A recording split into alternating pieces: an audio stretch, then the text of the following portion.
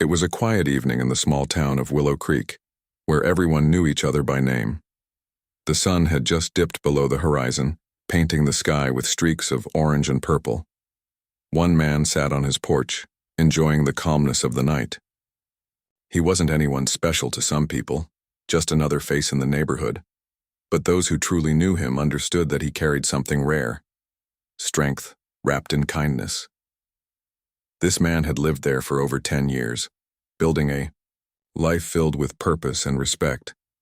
People often turned to him for advice or help because they trusted him, but tonight, something felt different. As the wind rustled through the trees lining the street, it carried an unease that made the hairs on the back of his neck stand up. At first, he thought it might just be his imagination playing tricks on him. But when he glanced toward the big oak tree at the edge of his yard, his heart sank. There it was, a rope tied tightly around one of the branches, swaying gently as if mocking him. His stomach churned as he stepped off the porch, his boots crunching against the gravel driveway. The closer he got to the tree, the more real it became. It wasn't just any rope, it was a noose, and it wasn't placed there by accident. Someone wanted to send a message, a hateful, ugly message meant to intimidate him simply because of the color of his skin. His jaw tightened as anger bubbled inside him, but he forced himself to stay calm. Losing control wouldn't solve anything. Instead, he stood there under the dim glow of the porch light, staring at the noose like it was a venomous snake ready to strike. The man had seen this kind of hatred before, though never so close to home. In this town, whispers about prejudice weren't uncommon. Some folks didn't like change, especially when it came from someone trying to make things better for everyone. Over the past few months, he'd been working hard to bring new programs to the local schools, programs focused on diversity, inclusion, and understanding. To many, these efforts were long overdue, but to others, the ones who clung to old ways and outdated beliefs, they were seen as a threat. He already knew who was behind this act of cruelty. Everyone did. They called themselves the Iron Fist, a group of troublemakers who thrived on fear and division. Their leader was a burly guy with a short temper and even shorter patience for anyone who challenged their narrow-minded views.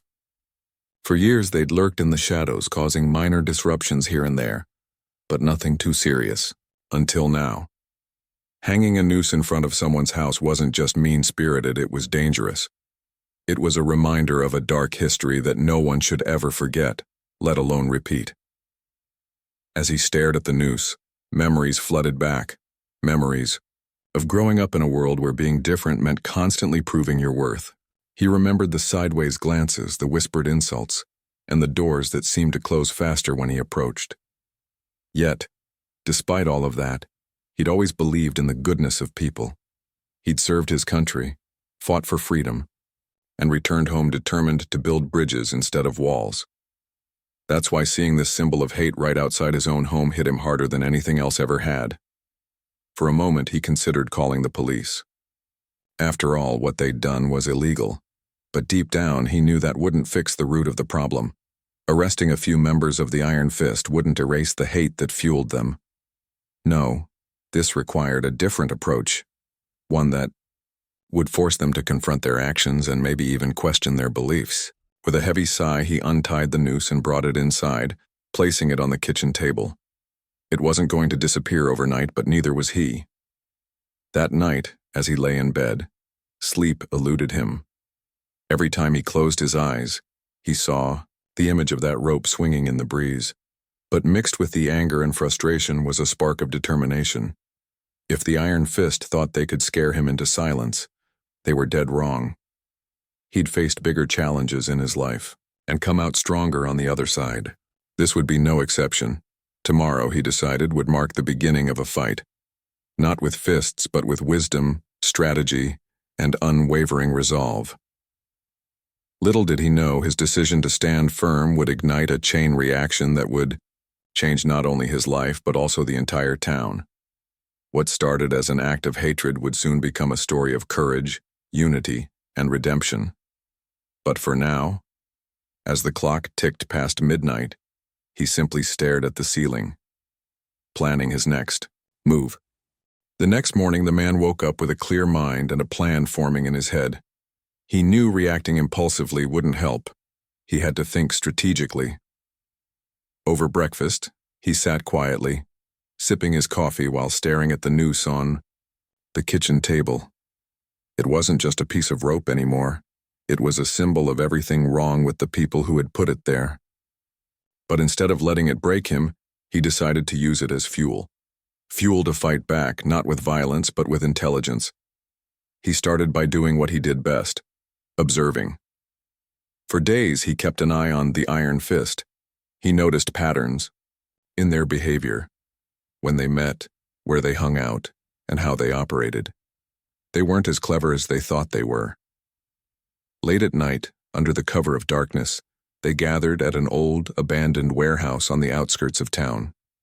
Sometimes graffiti appeared overnight on walls around Willow Creek, filled with hateful messages aimed at anyone who didn't fit their narrow view of the world.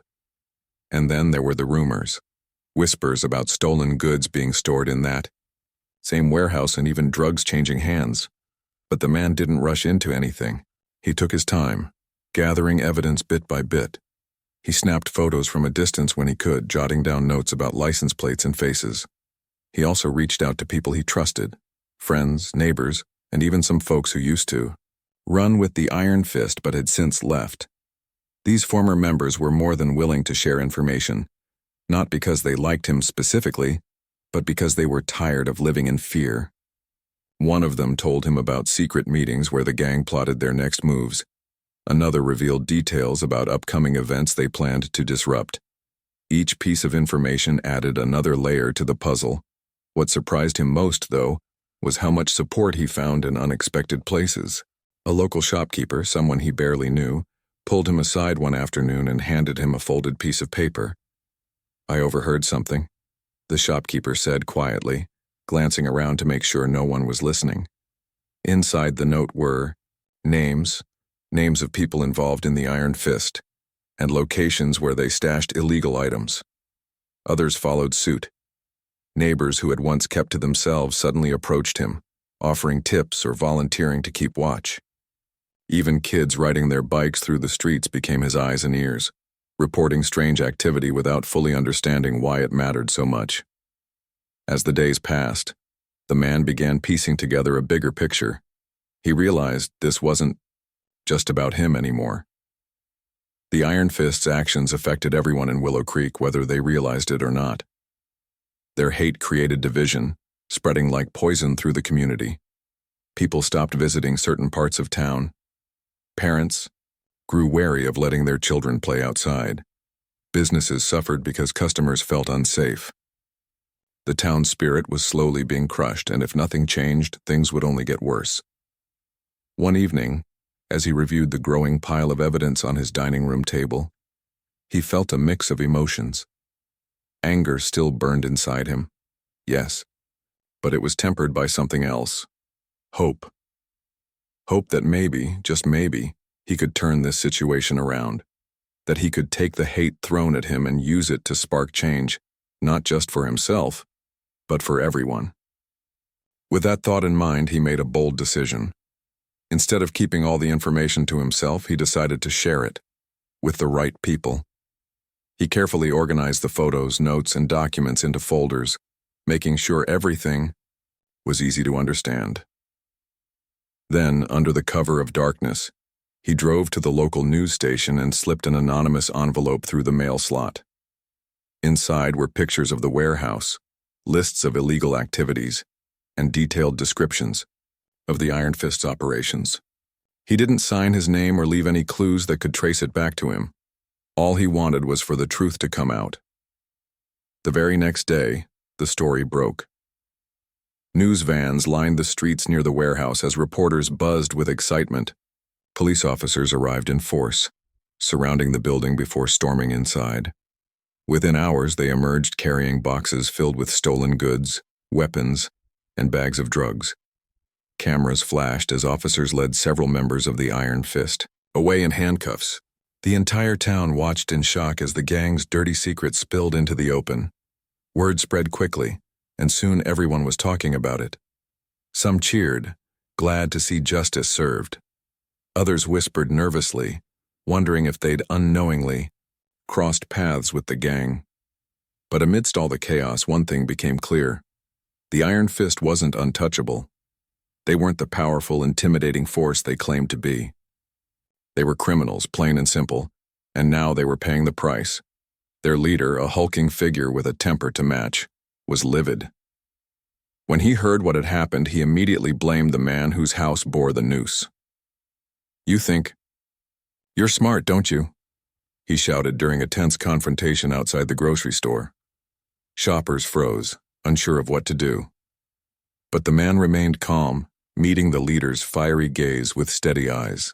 "I didn't do anything," he replied evenly.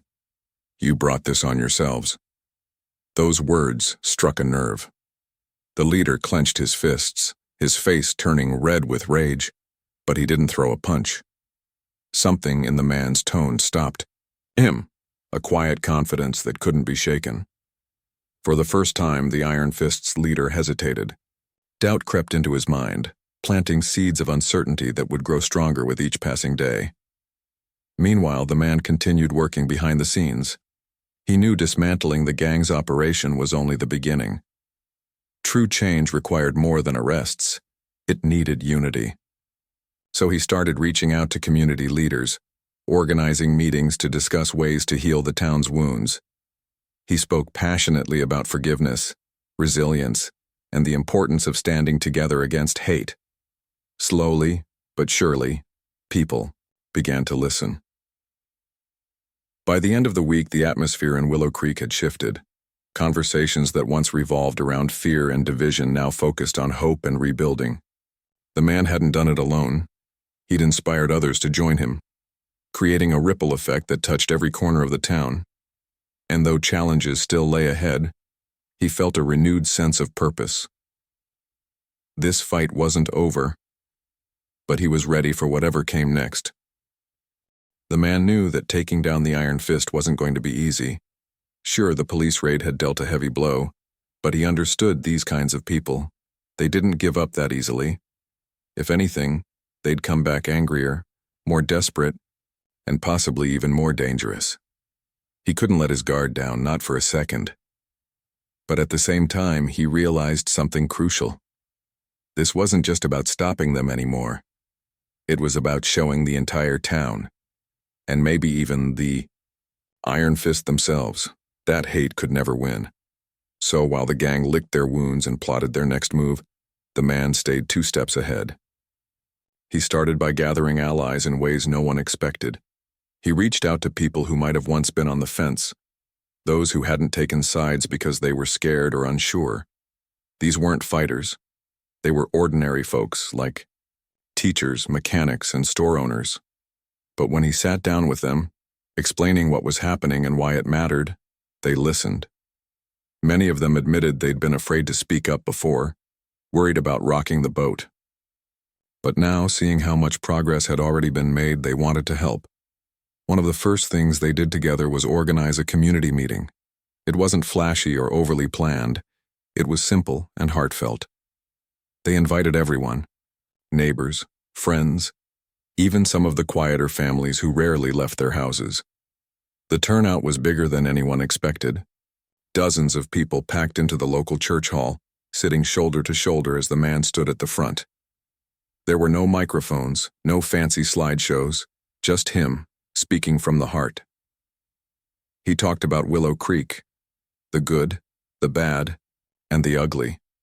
He reminded them of what the town used to be, a place where kids played freely in the streets, where you could leave your door unlocked without worrying, where differences didn't divide people, but brought them closer together. Then he spoke about what it had become, a town held hostage by fear, where hatred simmered beneath the surface and trust was slowly eroding. His words weren't accusatory, they were honest. And as he spoke, heads nodded around the room. People murmured in agreement, realizing how far things had slipped. But he didn't stop there. He also shared stories of hope, stories of communities elsewhere that had faced similar challenges and come out stronger. He told them about towns where people banded together to drive out hate groups, not through violence, but through unity. "We can do the same here," he said, his voice steady and full of conviction. "It starts with us. with each of us deciding that enough is enough. By the end of the meeting, the mood in the room had shifted. People weren't just listening, they were ready to act. Some volunteered to patrol the neighborhood, keeping an eye out for trouble. Others offered to spread the word, talking to friends and family about joining the cause. A group of teenagers even stepped forward, eager to help however they could. For the first time in a long while, the town felt alive, not with anger or fear, but with purpose. With the community rallying behind him, the man turned his attention back to the Iron Fist. He knew they wouldn't stay quiet for long. In fact, whispers began circulating almost immediately after the raid. Apparently, the gang's leader was furious, blaming the man for everything that had gone wrong. Rumors spread that they were planning something big, something meant to send a message. At first, no one knew exactly what it was, but then details started leaking out. Someone overheard a conversation at a bar. Another noticed strange activity near the edge of town. Piece by piece, the puzzle came together. It turned out the Iron Fist was organizing a rally, a public display of power designed to intimidate anyone who dared oppose them. They planned to march through the heart of Willow Creek carrying banners and chanting hateful slogans. Their goal was clear: to remind everyone who was in charge and to make sure the man regretted crossing them. Word of the rally spread quickly, and panic began to creep back into the town. People whispered nervously, wondering if the progress they'd made would crumble under the weight of the Iron Fist's aggression. But the man refused to let fear take hold again. Instead, he saw an opportunity, an opening to turn their own plan against them. He called another meeting, this time with a smaller group of trusted allies. Together, they came up with a counter-strategy. Rather than trying to stop the rally, which would only fuel the Iron Fist's anger, they decided to hold their own event. They called it a Day of Unity, inviting everyone in town to join them in standing against hate. Flyers went up overnight, social media posts flooded timelines, and volunteers hit the streets, spreading the word far and wide. The idea caught fire. Within days, hundreds of people pledged to attend. Local businesses donated food and supplies, musicians offered to perform, and activists from nearby towns promised to show their support. The Day of Unity wasn't just about opposing the Iron Fist. It was about celebrating diversity, kindness, and the strength of a united community. Signs were made with messages like, "Love over hate," "Together we stand," and "No room for racism." Kids painted colorful banners, and parents taught them why these words mattered. As the day of the rally approached, tension hung thick in the air. The Iron Fist had chosen a park near the center of town as their meeting point. A spot usually reserved for picnics and weekend soccer games. They showed up early, setting up makeshift stages and unfurling flags emblazoned with their hateful symbols. Their leader strutted around, barking orders and glaring at anyone who dared look their way. For a moment, it seemed like they might succeed in scaring people off. But then something incredible happened. As the Iron Fist prepared to start their march, a sea of people appeared on the horizon. Hundreds of residents poured into the park, holding signs, singing songs, and chanting messages of love and acceptance. Cameras flashed as news crews arrived, capturing every moment. The Iron Fist froze, unsure of what to do. They had expected resistance, maybe even protests, but nothing like this. This wasn't a confrontation, it was a celebration. The man stood at the front of the crowd, calm and composed, watching as the Iron Fist's confidence wavered. Their leader tried to shout over the noise, yelling threats and insults, but his voice was drowned out by cheers and applause. Members of the gang looked around nervously, some of them visibly shaken. One by one, cracks began to form in their ranks. A few members dropped their banners and walked away, unable to face the sheer force of unity staring back at them. Others hesitated, unsure whether to stay or go. And then, in a moment that no one saw coming, the leader himself faltered. As the man stepped forward, meeting his gaze head-on, the gang leader's bravado crumbled.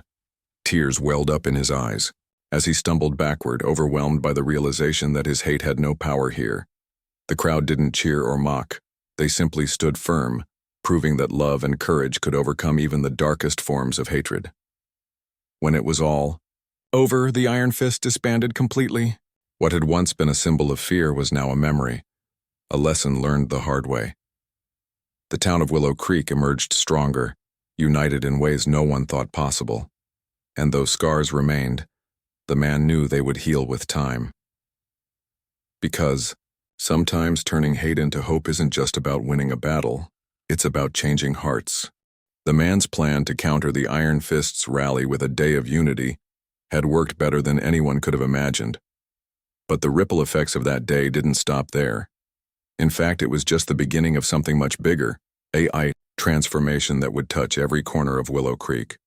What started as a single act of defiance against hate grew into a movement fueled by compassion, courage, and the unshakable belief that people were stronger together.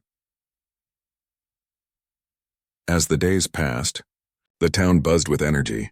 Conversations that once revolved around fear or division now focused on healing and rebuilding. People who had kept to themselves for years suddenly found themselves connecting with neighbors they barely knew. Old friendships were rekindled, and new ones formed over shared meals, community cleanups, and late-night talks about what the future might hold. Even the local diner became a hub of activity, where folks gathered to share stories, ideas, and laughter. It was like the whole town had woken up from a long sleep, rediscovering what made Willow Creek special in the first place. But perhaps the most surprising development came from an unexpected source, one of the Iron Fist's own members. A young woman, no older than 25, showed up at the man's doorstep one evening, her face pale and her hands trembling. She introduced herself quietly, explaining that she was the daughter of one of the gang's founding members. Growing up, she'd been taught to believe in their twisted views, to see the world through a lens of anger and resentment. But watching the Day of Unity had shaken her to her core. For the first time, she saw how wrong they were, and how much damage they'd caused.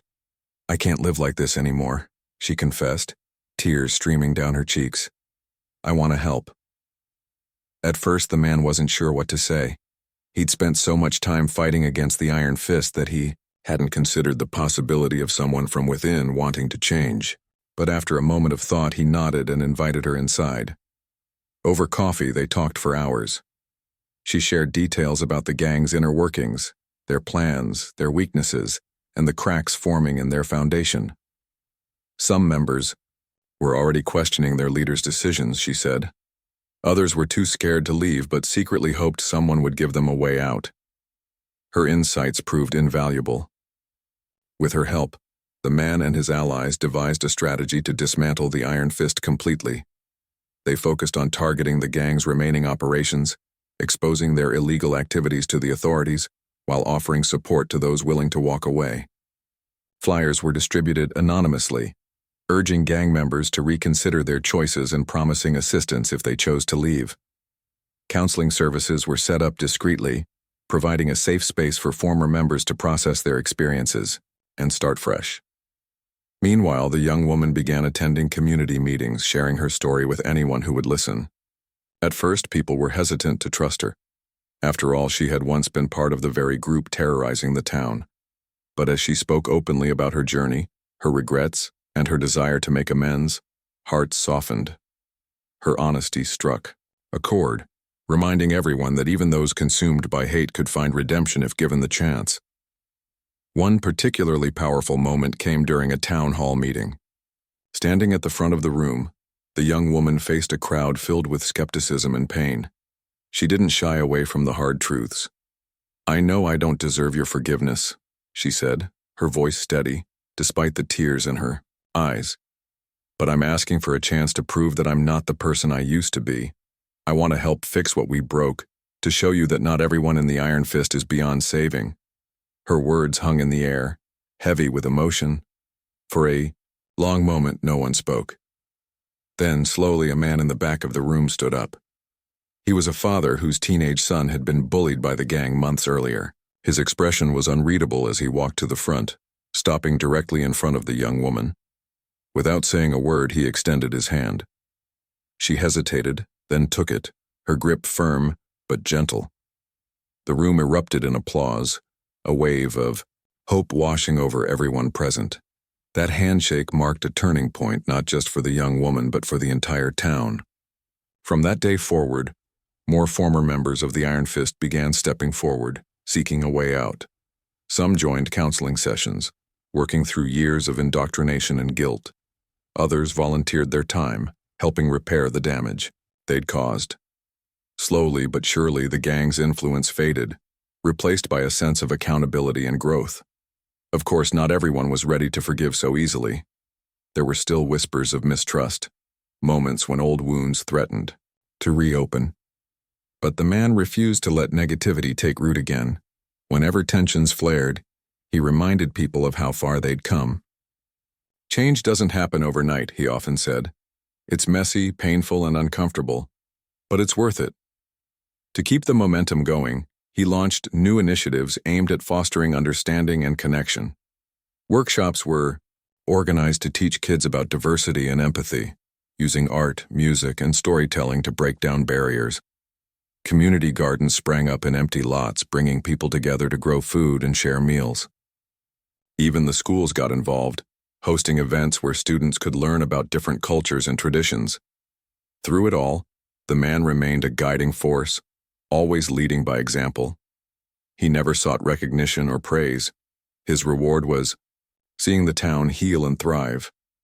Neighbors who had once avoided him now greeted him warmly, thanking him for standing up when no one else would.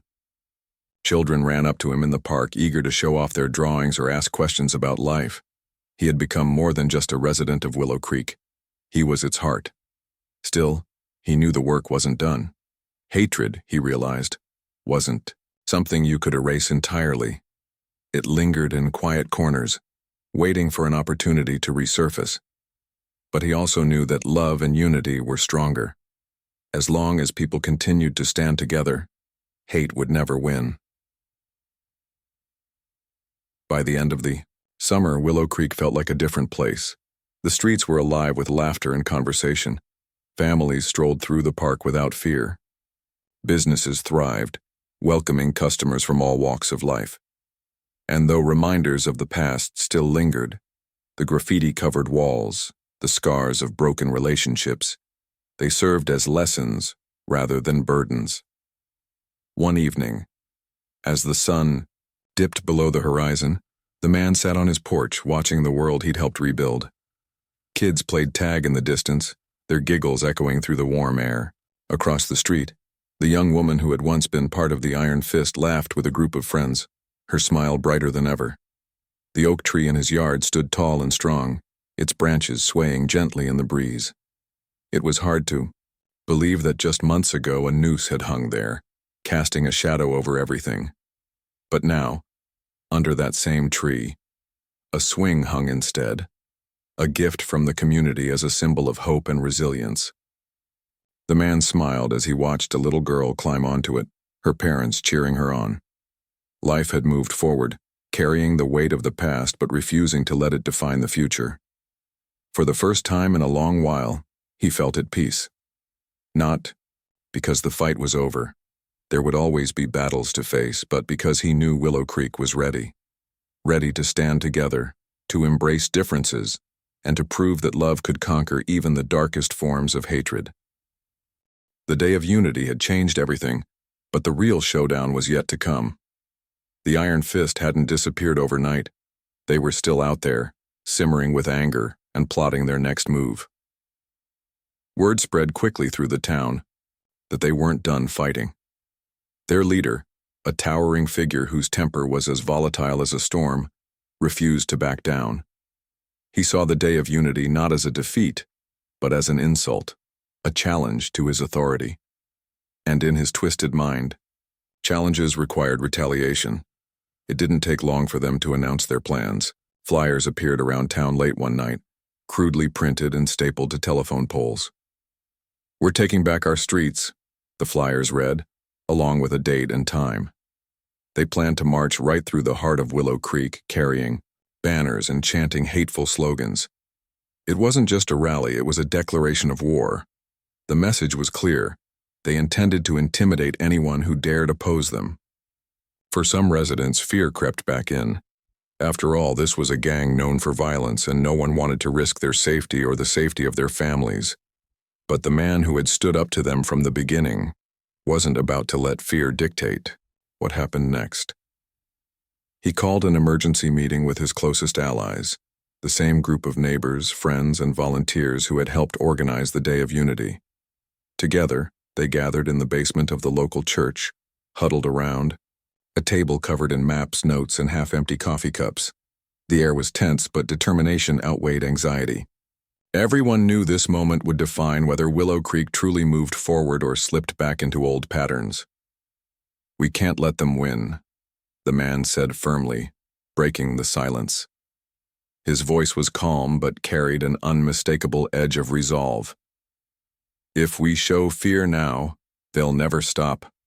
But if we stand strong, if we show them that hate has no place here, they'll crumble." His words struck a chord. Around the table, heads nodded in agreement. One woman spoke up, her hands clasped tightly together. "What do you have in mind?" she asked, her tone steady despite the worry in her eyes. The man leaned forward, spreading out a map of the town. "Here's what we're going to do," he began, pointing to key locations. "They think they're coming here to scare us, but instead we're going to meet them head-on, with peace. Not violence, not aggression, but strength in numbers. We'll line the streets where they plan to march, holding signs, singing songs, and showing them that we won't be silenced." The idea seemed bold, almost too bold, but it resonated deeply. People liked the thought of taking control of the situation without resorting to the same ugliness the Iron Fist thrived on.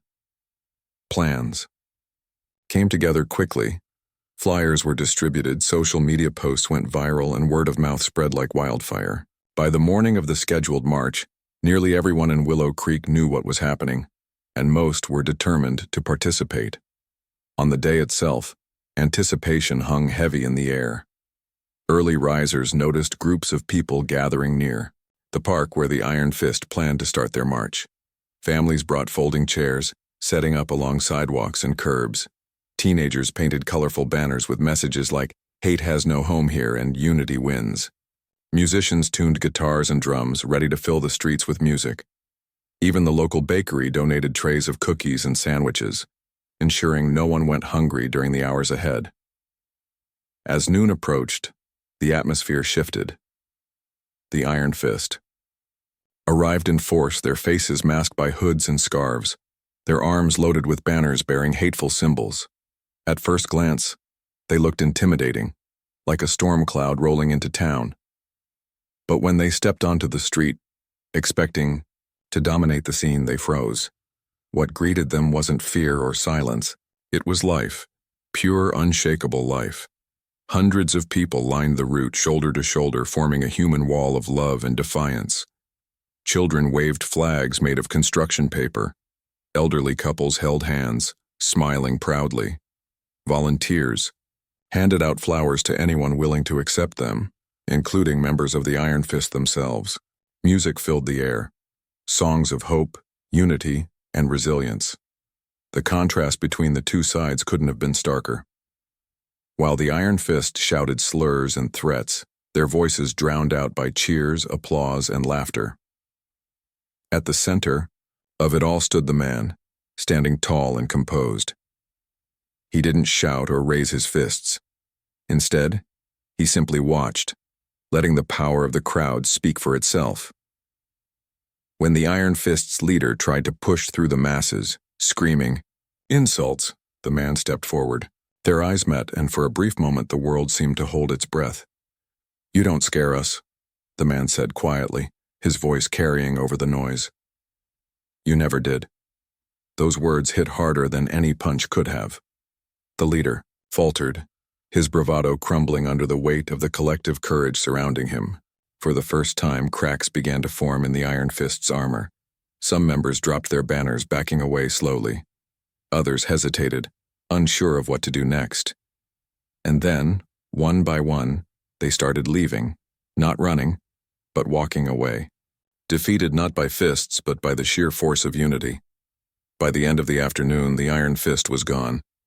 Not because they'd been chased off, but because they realized they had nothing left to fight against.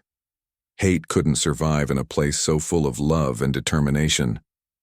As the crowd erupted into cheers, celebrating their hard-fought victory, the man allowed himself a small smile. This wasn't just a win for him, it was a win for everyone who believed in a better future. But the story didn't end there. In the days that followed, something remarkable happened. Former members of the Iron Fist began reaching out, asking for help to leave their past behind. Some joined community programs, working alongside the very people they once sought to harm. Others volunteered their time, cleaning up graffiti or mentoring at-risk youth. Slowly but surely, the wounds of the past began to heal, not perfectly, but enough to give people hope. One evening, as the sun set over Willow Creek, the man sat on his porch, reflecting on everything that had transpired. The oak tree in his yard still stood tall, its branches swaying gently in the breeze. Beneath it, children played tag, their laughter echoing through the neighborhood.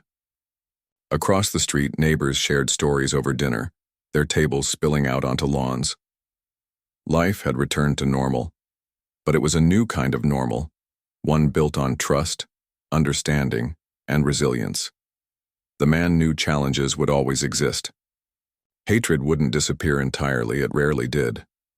But he also knew that as long as people stood together, it could never win.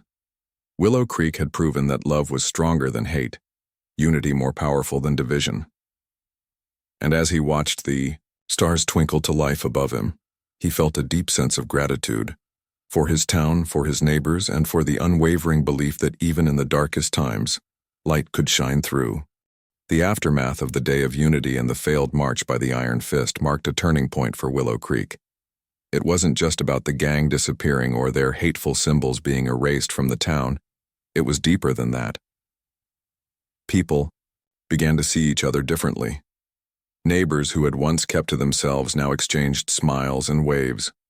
Families who had lived side by side for years but rarely spoke found themselves sharing meals and stories. The cracks in the foundation of fear and division were slowly filled with trust, understanding, and a renewed sense of community. For the man at the center of it all, life didn't go back to normal. It went forward, into something better. He had always been a quiet leader, someone who led not through grand speeches but through actions. Now, his role evolved. He became a bridge builder, helping mend relationships that had been strained for far too long. Former members of the Iron Fist sought him out, asking for guidance on how to start over. Some wanted help finding jobs. Others needed advice on repairing broken ties with family and friends. He listened patiently, offering support without judgment. To him, every step toward redemption mattered, no matter how small. One former gang member stood out among the rest, a young man with tattoos covering his arms and a hardened expression that masked his vulnerability. He had been one of the most vocal supporters of the Iron Fist, known for his fiery temper and cruel words. But after seeing the unity displayed during the Day of Unity, something inside him shifted. He showed up at the man's doorstep one evening, looking unsure of himself. "I don't know where else to go," he admitted, his voice barely above a whisper. "I want to change, but I don't even know where to start." The man invited him in, offering a cup of coffee and a listening ear. Over time, the two formed an unlikely friendship. The young man joined volunteer efforts around town, working alongside people he once despised. At first, it was awkward. He could feel the weight of unspoken judgments, but as he kept showing up day after day, attitudes softened. One morning, while helping paint over graffiti left behind by the Iron Fist, a little girl approached him with a box of crayons. "Do you want to draw something nice?" she asked innocently. Her simple question brought tears to his eyes. For the first time in years, he felt like maybe he wasn't beyond saving. Stories like this spread throughout Willow Creek, inspiring others to take similar steps. Counseling sessions organized by the community helped many process years of anger and resentment. Workshops focused on empathy and communication taught kids and adults how to celebrate differences rather than fear them. Even the schools played a role, hosting events where students learned about cultures and traditions from around the world. Slowly but surely, the town transformed into a place where diversity wasn't just tolerated, it was embraced. Of course, there were still challenges. Old wounds don't heal overnight, and some scars ran too deep to fade completely. A few residents refused to forgive or forget, holding on to bitterness like a shield. Others whispered behind closed doors, questioning whether the changes would last. But the man reminded everyone that progress wasn't perfect. It was messy, imperfect, and ongoing. What mattered was the direction they were heading in, not the speed of the journey. As months passed, signs of renewal popped up everywhere. Empty lots that had once been dumping grounds for trash were turned into community gardens, bursting with fresh vegetables and flowers. Local artists painted murals on walls that had once been covered in hate-filled graffiti. One mural depicted hands of all colors intertwined, with the words, "Together we rise," written boldly across the top. Another showed children of different backgrounds playing together under a bright sun.